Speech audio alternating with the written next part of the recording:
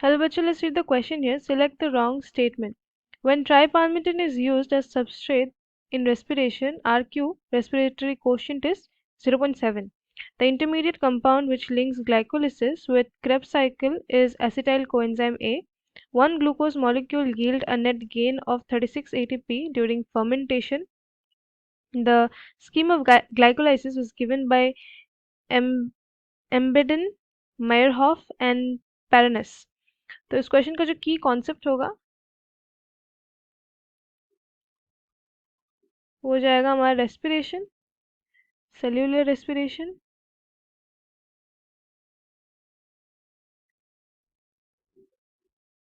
जो कि प्रोसेस है हमारा ग्लूकोज से एटीपी तक का। 4 मेजर स्टेप्स होते हैं। ग्लाइकोलिसिस, देन हमारा हो जाएगा पायरुवेट ऑक्सीडेशन,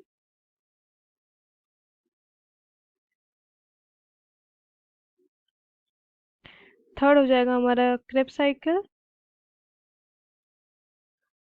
जो फोर्थ है हो जाएगा हमारा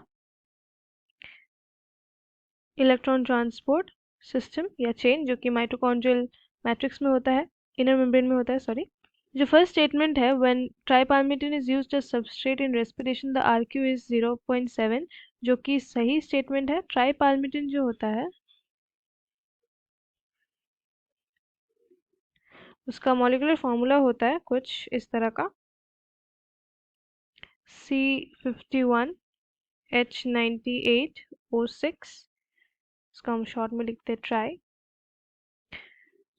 तो दो ट्राई पाल्मिटिन के मॉलिक्यूल्स हमारे कंबाइन करते हैं 145O2 which will give us 0102 CO2 दे देगा प्लस 98 H2O प्लस जो है एनर्जी। तो ये हो जाएगा हमारा ओवरऑल रिएक्शन। तो हमें अगर आर क्यू निकालना है तो कुछ इस तरह से निकाल सकते हैं हम, volume of CO2 evolve by volume of O2 consume. तो हो जाएगा हमारा CO2 102 हो जाएगा 145। तो ये हमारा कैलकुलेशन से आ जाता है 0.7, जो कि सही है। तो ये ऑप्शन जो है हमारा सही है, मतलब हमें रॉन्ग स्टेटमेंट निकालना है तो ये सही है, तो मतलब ये हमारा गलत हो जाएगा इस क्वेश्चन के लिए। तो नेक्स्ट जो है हमारा intermediate compound which links glycolysis with Krebs cycle is acetyl coenzyme है, जो कि सही है। जब ग्लाइकोलिसिस होता है तो एक 3 कार्बन कंपाउंड फॉर्म होता है pyruvate,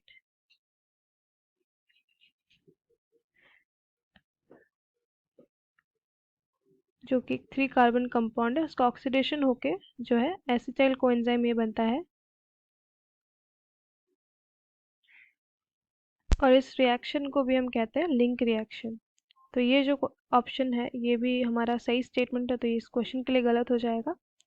One glucose molecule yields net gain of 36 ATP during fermentation. तो 36 ATP हमारा कंप्लीट ऑक्सीडेशन पे रिलीज होता है।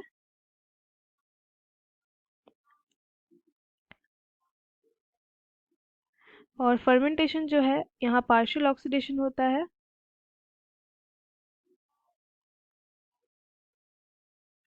तो पार्शियल ऑक्सीडेशन में हमें पता है कि 2 एटीपी रिलीज होते हैं, और जो बाई प्रोडक्ट्स होते हैं वो हमारे कार्बन डाइऑक्साइड और इथेनॉल या फिर अल्कोहल होते हैं, मोस्टली इथेनॉल होता है। एंड जो है तो ये स्टेटमेंट जो है हमारा गलत हो जाएगा। तो इस क्वेश्चन का सही आंसर ये हो जाएगा कि one glucose molecule gets a net gain of 36 ATP during fermentation, जो कि गलत है।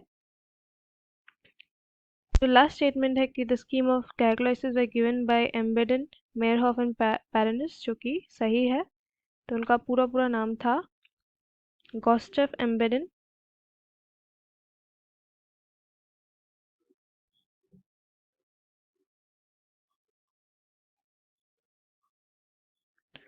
एंड ऑटो मेयरहॉफ,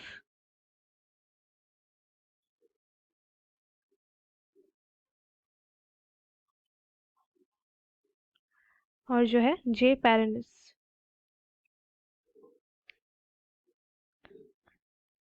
ये हमारे साइंटिस्ट थे जिन्होंने ग्लाइकोलिसिस का स्कीम दिया था।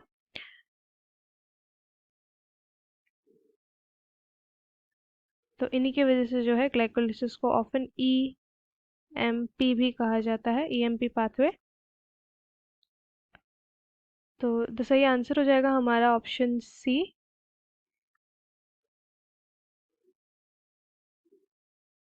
So hope you understood it well. Best of luck. Thank you.